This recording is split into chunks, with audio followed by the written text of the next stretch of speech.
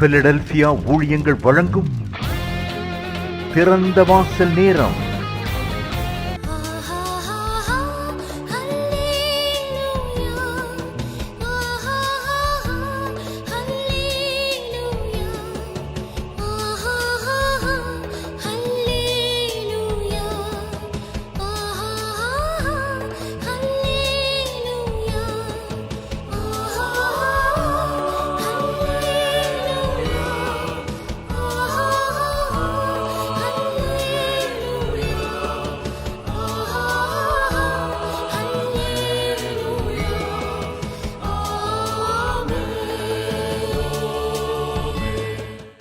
ஆண்டவரும் இரட்சகருமாகிய இயேசு கிறிஸ்துவின் நாமத்தினாலே தேவ பிள்ளைகள் உங்கள் ஒவ்வொருத்தரையும் பிலதெல்பியா ஊழியங்களின் சார்பாக உங்களை நாங்கள் வாழ்த்துகிறோம். இந்த வேளையிலும் கர்த்தருடைய ஆசீர்வாதங்களை கர்த்தருடைய விடுதலையும் பெறப்போகிற நேரத்தில் நாம் வந்திருக்கிறோம்.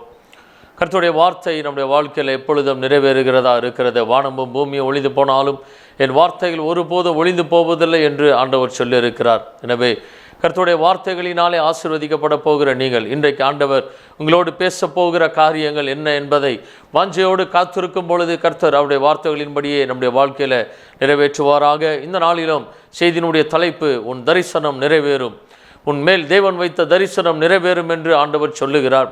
தேவன் ஒவ்வொரு மனிதனையும் அவர் என்ன நோக்கத்திற்காக அழைத்தாரோ, வேறு பிரித்து எடுத்தாரோ, தாயின் கர்ப்பத்தில் உருவாக்கினாரோ அந்த தரிசனத்தை தேவன் நிறைவேற்றுகிற தேவனாக இருக்கிறார். எரேமியா தீர்க்கதரிசியை பார்த்து ஆண்டவர் சொன்னார், உன் தாயின் வயிற்றில் உருவாகும் முன்னே உன்னை எனக்காக நான் தீர்க்கதரிசியாக தெரிந்து கொண்டேன் என்று சொன்னார். இந்த வேளையிலும் ஆண்டவராகிய தேவன் சொல்லுகிறார், உன் தரிசனம் நிறைவேறும், தேவன் உன்மேல் வைத்த தரிசனம் நிறைவேறும் என்று ஆண்டவர் சொல்லுகிறார். ஆபகுக் தீர்க்கதரிசன புஸ்தகம் 2வது அதிகாரம் 3வது வசனத்தை நாம் வாசிக்கும் பொழுது, குறித்த காலத்துக்கு தரிசனம் இன்னும் வைக்கப்பட்டு இருக்கிறது, முடிவிலே அது விளங்கும், அது பொய் சொல்லாது, அது தாமதித்தாலும் அதற்கு காத்திரு, அது நிச்சயமாய் வரும், அது தாமதிப்பதில்லை என்று ஆண்டவர் சொல்லுகிறார். ஆபகுக் தீர்க்கதரிசியின் மூலமாக தேவனாகிய கர்த்தர் சொல்லுகிறார், குறித்த காலத்திற்கு தரிசனம் இன்னும் வைக்கப்பட்டு இருக்கிறது, அது முடிவிலே விளங்கும், அது பொய் சொல்லாது, அது தாமதித்தாலும் அதற்காக காத்திரு, அது நிச்சயமாய் வரும், அது தாமதிப்பதில்லை. கர்த்தர் ஒரு தரிசனத்தை உங்கள் மீது வைத்திருக்கிறார். தேவன் இந்த உலகத்தில் நம்மை உண்டாக்கும் பொழுது ஒரு தரிசனத்தோடு உண்டாக்கி இருக்கிறார், ஒரு நோக்கத்தோடு தேவன் உண்டாக்கி இருக்கிறார். இவர்களை அழைத்தார், அவர்களை வேறு பிரித்து எடுத்திருக்கிறார். வேறு பிரித்து எடுத்த ஜனங்களை தேவன் ஆசீர்வதிக்கிற தேவனாக இருக்கிறார். அன்றியும் அவருடைய அனாதி தீர்மானத்தின்படி அழைக்கப்பட்டவர்களாய் தேவனிடத்தில் அன்பு கூறுகிறவர்களுக்கு சகலமும் நன்மைக்கு எதுவாக நடக்கிறது என்ற வேத வசனத்தின்படி தேவனாகிய கர்த்தர் உங்களை ஒவ்வொரு காரியத்திற்காக ஒரு தரிசனத்தோடு தேவன் அழைத்திருக்கிறார் என்பதை மறந்துவிடக் கூடாது. இந்த தரிசனம் கண்டிப்பாக நிறைவேறும். குறித்த காலத்திற்கு தரிசனம் இன்னும் வைக்கப்பட்டிருக்கிறது. அந்த தரிசனம் ஏற்ற நேரத்தில் அது விளங்குகிறதா இருக்கிறது. ஒருவேளை சிறு வயதிலிருந்து பலவிதமான நம்முடைய விருப்பங்களின்படி நாம் வாழ்ந்திருக்கலாம். நம்முடைய விருப்பங்களின்படி படிக்க வேண்டும், நான் இதை செய்ய வேண்டும் என்று நினைத்து கொண்டிருக்கலாம். ஆனால் தேவனாகிய கர்த்தர் தாயின் வயிற்றில் உருவாக்கும் பொழுது தரிசனத்தை உள்ளாக வைத்து தேவன் உருவாக்குகிறார். தாயின் கர்ப்பத்தில் அவருடைய பிள்ளைகளை தேவன் உருவாக்கும் பொழுது தரிசனத்தோடு தான் தேவன் உருவாக்குகிறார். ஆனால் அது ஒரு குறித்த காலத்திற்கு அப்புறமாக தான் அந்த தரிசனம் வெளிப்படுகிறதா இருக்கிறது. ஆண்டவராகிய இயேசு கிறிஸ்து 30 வருடங்கள் அவர் தன்னுடைய அந்த யோசேப்பினுடைய மரியாளுடைய வீட்டிலே அவர் இருந்தார். தன்னுடைய 30 வயது முடியும் பொழுதுதான் பிதாவின் சித்தத்தை செய்யும்படியாக ஊழியத்தை அவர் ஆரம்பித்தார். 30 வருடங்கள் அவர் எந்த ஊழியத்தையும் செய்யவில்லை. தன்னுடைய 12வது வயதில் அவர் பல தலைவர்களோடு அவர் பேசிக் கொண்டிருந்ததை பார்த்து யோசேப்பும் மரியாளும் ஆச்சரியப்பட்டார்கள். ஆனாலும் இயேசு கிறிஸ்து அதற்கப்புறமாக எந்த ஊழியத்தையும் அவர் செய்யவில்லை. 30 வயது முடியும் பொழுது அவர் தேவனுடைய சித்தத்தின்படி ஊழியத்திற்காக அவர் இந்த உலகத்தில் அவர் பரிசுத்த ஆவியானுடைய அபிஷேகத்தை பெற்று தேவனுடைய தரிசனத்தை அவர் நிறைவேற்றினார். இந்த வேளையிலும் தேவனாகிய கர்த்தர் என்னை ஏன் அழைத்தார் என்பது அநேகருக்கு இன்னும் தெரியாமல் இருக்கலாம். ஆனால் அது ஏற்ற நேரத்தில் அந்த தரிசனம் உங்களுடைய வாழ்க்கையில் நிறைவேறப் போகிறது. அந்த தரிசனம் கண்டிப்பாக விளங்கும் என்று சொல்லப்படுகிறது. அது தாமதித்தாலும் அதற்காக காத்திரு, அது பொய் சொல்லாது என்று வேதவசனம் சொல்லப்படுகிறது. தேவனாகிய கர்த்தர் உங்கள் மீது வைத்திருக்கிற தரிசனம் உண்மையான தரிசனம். அந்த நோக்கம், அந்த தரிசனம் கண்டிப்பாக உங்களுடைய வாழ்க்கையில் நிறைவேறுகிறதா இருக்கிறது என்பதை மறந்துவிடக்கூடாது.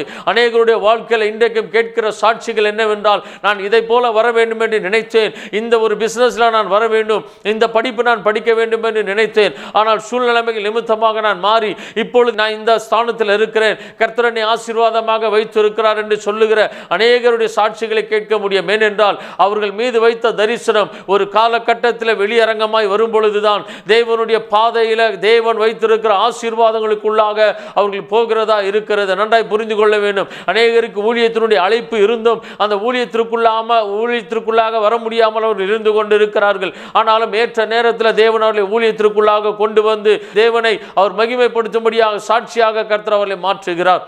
வேதவசனம் சொல்லப்படுகிறது, குறித்த காலத்திற்கு தரிசனம் இன்னும் வைக்கப்பட்டிருக்கிறது. தேவ பிள்ளையே, உன் மீது தேவன் ஒரு தரிசனத்தை வைத்திருக்கிறார். உன்னுடைய வாழ்க்கையில் தேவனுடைய தரிசனம் கண்டிப்பாக நிறைவேறும் என்பதை மறந்துவிடக் கூடாது.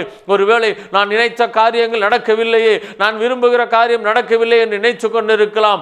ஆனால் அவற்றிற்கு மேலாக ஒரு பெரிய ஆசீர்வாதமான ஒரு வாழ்க்கையை கர்த்தருடைய வாழ்க்கையில் வைத்திருக்கிறார். அதுதான் தேவனுடைய தரிசனம் உன்னுடைய வாழ்க்கையில் நிறைவேறுகிறதா இருக்கிறது. சில நேரங்களில் அந்த தரிசனம் தாமதமாக உங்களுடைய வாழ்க்கையில் நிறைவேற ஆரம்பிக்கலாம். ஆனாலும் கண்டிப்பாக அது நிறைவேறும் என்று ஆண்டவராகிய தேவன் சொல்லுகிறார். இன்றைக்கு என்னுடைய வாழ்க்கையில் ஏன் இப்படி நடந்து கொண்டிருக்கிறது, நான் ஏன் இப்படி கஷ்டப்பட்டு கொண்டிருக்கிறேன் என்று பலவிதமான உங்களுடைய கேள்விகளுக்கு தேவனாகிய கர்த்தருடைய பதில், உன் மீது நான் வைத்த தரிசனம் நிறைவேறும் பொழுது இந்த கஷ்டங்கள் பிரச்சனைகள் எல்லாமே மாறி போகும் என்று ஆண்டவராகிய தேவன் சொல்லுகிறார்.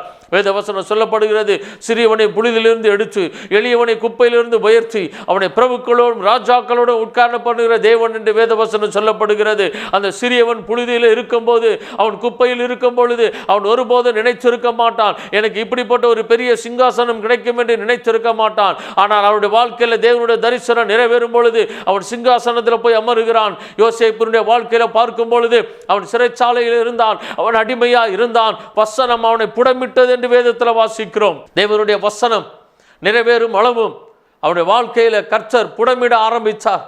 யோசேப்பு நினைச்சிருத்து பார்த்திருக்க மாட்டார்.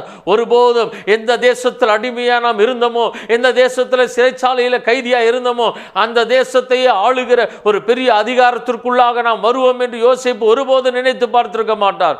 ஆனால் கர்த்தர் யோசேப்பினுடைய வாழ்க்கையில் வைத்த தரிசனத்தை நிறைவேற்றினார். யோசேப்பு தன்னுடைய சகோதரர்களிடத்தில் சொல்லும் பொழுது அவன் சொல்லுகிறான், நீங்கள் என்னை அடிமையாக விற்று போட்டதை குறித்து நீங்கள் விசனப்பட வேண்டாம், நீங்கள் கவலைப்பட வேண்டாம். ஜீவ ரட்சனை உண்டு பண்ணும்படியாக தேவன் என்னை உங்களுக்கு முன்னே இந்த எகிப்து தேசத்திற்கு கொண்டு வந்தார் என்று யோசேப்பு சொல்லுகிறான். யோசேப்புக்கு அநேக ஆண்டுகள் கழித்துதான் தெரிந்தது, ஜீவரட்சனை உண்டு பண்ணும்படியான ஒரு பெரிய தரிசனத்தை தேவன் என்னுடைய வாழ்க்கையில் வைத்திருக்கிறார். என்னுடைய சகோதரர்கள் என்னை அடிமையாக விற்று போட்டார்கள், போத்திபாருடைய மனைவி என் மீது பொய் குற்றச்சாட்டை கொடுத்து என்னை சிறைச்சாலைக்கு அனுப்பிவிட்டால் என்னுடைய வாழ்க்கை அவ்வளவுதான் என்று யோசேப்பு எத்தனையோ முறை நினைத்து பார்த்திருப்பார். ஆனால் தேவன் யோசேப்பின் மீது வைத்த தரிசனம் நிறைவேறும் பொழுதுதான் யோசேப்புக்கு தெரிந்தது, இவை எல்லாமே தேவனுடைய தரிசனத்தின்படி தான் என்னுடைய வாழ்க்கையில் நடந்திருக்கிறது. இத்தனை திரளான இஸ்ரவேல் ஜனங்களை நான் காப்பாற்றும்படியாக வரப்போகிற பயங்கரமான பஞ்சத்தில் ஜனங்கள் மடிந்து போகாதபடி ஆபிரகாமுடைய சந்ததியை பாதுகாக்கும்படியாக ஜீவரட்சனை உண்டு பண்ணும்படியாகவே தேவனாகிய கர்த்தர் என்னை இந்த எகிப்து தேசத்திற்கு அடிமையாக கொண்டு வந்தார். ஜீவரட்சனை உண்டு பண்ணும்படியாக கர்த்தர் என்னை உங்களுக்கு முன்னே இந்த தேசத்துக்கு அனுப்பினார் என்று யோசேப்பு சொல்லுகிறார். இதே போலதான் வேதத்தில் ஒவ்வொரு பரிசுத்தவான்களுடைய வாழ்க்கையை பார்க்கும் பொழுது கர்த்தருடைய தரிசனம் அவருடைய வாழ்க்கையில் நிறைவேற ஆரம்பிக்கும் பொழுதுதான் அவர்கள் வாழ்ந்த நோக்கம் என்ன என்பதை அறிந்து கொண்டார்கள். தாவீது ஒருபோது நினைத்து பார்த்திருக்க முடியாது, தன்னுடைய சகோதரர்கள் ராஜாவினிடத்தில் போர் சேவகர்களாய் பெரிய ஸ்தானத்தில் இருக்கிறார்கள், ஈசாயினுடைய குடும்பம் பெரிய ஆசீர்வதிக்கப்பட்ட குடும்பம். ஆனால் தாவீதினுடைய வாழ்க்கையோ வனாந்தரத்தில் ஆடுகளுக்கு பின்பாக இருந்து கொண்டிருந்தது. தாவீது ஒருபோது நினைத்து பார்த்திருக்க மாட்டார், எந்த தேசத்தில் வனாந்தரத்தில் அவன் ஆடுகளை மேய்த்தானோ அதே தேசத்திற்கு அவன் ராஜாவாக வருவான் என்பதை தாவீது ஒருபோது நினைத்து பார்த்திருக்க முடியாது. ஆனால் தேவ தரிசனம் தாவீதின் மீது இருந்தது. தாவீதினுடைய சந்ததியை ராஜாவாக கொண்டு வர வேண்டும் என்பது தேவனுடைய தரிசனமாக இருந்தது. ஒரு நாள் ஆடுகளை மேய்த்து கொண்டிருந்த தாவீது அரசாள போகிறான் என்பதை அன்றைக்கு அவருடைய சகோதரர்கள் பார்த்து கொண்டிருந்தார்கள். கோலியாத்துக்கு முன்பாக நிற்கும் பொழுது தாவீதுக்கு மாத்திரமே அந்த தைரியம் இருந்தது, நான் ஆராதிக்கிற தேவன் சர்வ வல்லமை உள்ளவர், இந்த கோலியாத்தை நான் இயேசு கிறிஸ்துவின் நாமத்தினாலே நான் முறியடிப்பேன் என்று தாவீதுக்கு மாத்திரம் தான் அந்த விசுவாசம் நம்பிக்கை இருந்தது. ஆனால் அந்த இஸ்ரவேல் ஜனங்களுக்கோ தாவீதுடைய சகோதரர்களுக்கோ அந்த நம்பிக்கை இருந்திருக்காது. ஆனால் கர்த்தருடைய தரிசனம் தாவீதின் மேலே இருந்தபடினால சிங்கம் அவனை மேற்கொள்ள முடியவில்லை, கரடி அவனை மேற்கொள்ள முடியவில்லை, கோலியாத் அவனை மேற்கொள்ள முடியவில்லை. எத்தனையோ பெலிஸ்தர்கள், எத்தனையோ எதிரிகளை அவன் சந்தித்தான். அவன் சொல்லுகிறான், மரணத்திற்கும் எனக்கும் ஒரு அடி தூரம் மாத்திரமே இருக்கிறது, ஒரு அடி தூரம் மாத்திரமே எனக்கு மரணம் காத்து கொண்டு இருக்கிறது என்று சொன்னான். அப்படி வாழ்ந்த வாழ்க்கையை தேவன் மாற்றி தாவீதினுடைய மரணம் ஒரு நல்ல முதிர் வயது உள்ளவனாய், ஐஸ்வர்யம் உள்ளவனாய், ஒரு பெரிய தேசங்களுக்கெல்லாம் ராஜாவாக மகிமையாய் அவன் மரித்தான் என்று வேதத்தில் வாசிக்கிறோம். ஏன் தெரியுமா? தேவனாகிய கர்த்தர் வைத்த தரிசனம் அவருடைய வாழ்க்கையில நிறைவேறினது. இன்றைக்கு எந்த காரியங்கள் கிடைக்கவில்லை, எந்த சூழ்நிலைமைகள் உங்களுக்கு எதிராக இருக்கிறது என்று நீங்கள் நினைத்து அங்கலாய்த்து கொண்டு இருக்கிறீர்களோ, ஆண்டவர் சொல்லுகிறார், நான் உன் மீது வைத்த தரிசனம் நிறைவேறும், நீ காத்திரு என்று ஆண்டவர் சொல்லுகிறார். ஏனென்றால் வேத வசனத்தில் சொல்லும் பொழுது கர்த்தருக்கு காத்திருக்கிறவர்கள் ஒருபோதும் வெட்கப்பட்டு போவதில்லை, கர்த்தருக்கு காத்திருக்கிறவர்களும் புதுபலன் அடைந்து கழுகுகளை போல செட்டைகளை அடித்து எழும்புவார்கள் என்று வேதத்தில் வாசிக்கிறோம். தேவனுடைய தரிசனம் உங்களுடைய வாழ்க்கையில் நிறைவேறுகிற வரையிலும் தேவனுடைய சமூகத்தில் தேவனுடைய வார்த்தைக்காக நீங்கள் காத்திருக்கும் பொழுது அந்த தரிசனம் உங்களுடைய வாழ்க்கையில் நிறைவேற ஆரம்பிக்கும். தேவன் வைத்த தரிசனம் மிக மகிமை உள்ளதா இருக்கும். அவரோடு கூட நாம் பாடுகளை சகித்தோம் என்றால் அவரோடு கூட நாம் மகிமையிலும் பங்கடைவோம் என்று வேதத்தில் வாசிக்கிறோம். இன்றைக்கு ஒரு வேளை தேவனுடைய தரிசனத்திற்காக நீங்கள் காத்திருப்பீர்கள் என்றால் அந்த தரிசனம் உங்களை மகிமையாய் கொண்டு போக போகிறது. தேவன் உங்களை மகிமையாய் மாற்ற போகிறார். கர்த்தர் உங்களுடைய வாழ்க்கையில் வைத்த தரிசனம் நிறைவேற போகிறது. உங்களுடைய பிள்ளைகளுடைய வாழ்க்கையில் வைத்த தரிசனம் நிறைவேற போகிறது என்பதை மறந்துவிடக் கூடாது. மீதியான் தேசத்தில் ஆடுகளை மேய்த்துக் கொண்டிருந்த மோசேக்கு தெரியாது, ஒரு மிகப்பெரிய தலைவனாக தேவன் என்னை அழைத்திருக்கிறார் என்பது மோசேக்கு தெரியாது.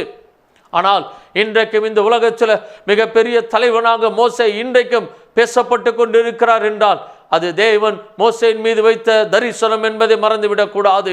சீமோன் பேதுரு நினைத்து பார்த்திருக்க மாட்டார், அப்போஸ்தலர் நினைத்து பார்த்திருக்க மாட்டார்கள். இன்றைக்கு உலகம் முழுவதுமாய் அவர்களை குறித்து பேசக்கூடிய அளவுக்கு ஒரு மிகப்பெரிய மகிமையான ஒரு ஊழியத்தை ஆண்டவராகிய தேவன் தருவார் என்பதை அவர்கள் நினைத்து பார்த்திருக்க மாட்டார்கள். மீன் பிடிக்கும் பொழுது, வரி வசூல் செய்யும் பொழுது அவருடைய வாழ்க்கை அற்பமா இருந்தது. ஆனால் அவ்வளவு பெரிய தெய்வத்தினுடைய சீஷர்களாக நாம் இருப்போம் என்பது அவர்கள் நினைத்து பார்த்திருக்க மாட்டார்கள். ஆனாலும் இன்றைக்கு உலகம் எங்கிலும் தேவனாகிய கர்த்தர் அவருக்காக ஊழியம் செய்த அப்போஸ்தலர்களை மகிமைப்படுத்தி இருக்கிறார். தேவ பிள்ளையே, உன்னுடைய வாழ்க்கை இன்றைக்கு ஒருவேளை அற்பமா இருக்கலாம், உன்னுடைய சூழ்நிலைமை இன்றைக்கு அற்பமா இருக்கலாம், உன்னுடைய வாழ்க்கையில நான் என்ன செய்ய போகிறேன் என்று நினைத்து திகைத்து கொண்டு இருக்கலாம். ஆனால் தேவனாகிய கர்த்தர் சொல்லுகிறார், உன் மீது நான் வைத்திருக்கிற தரிசனம் மிகவும் பெரியது.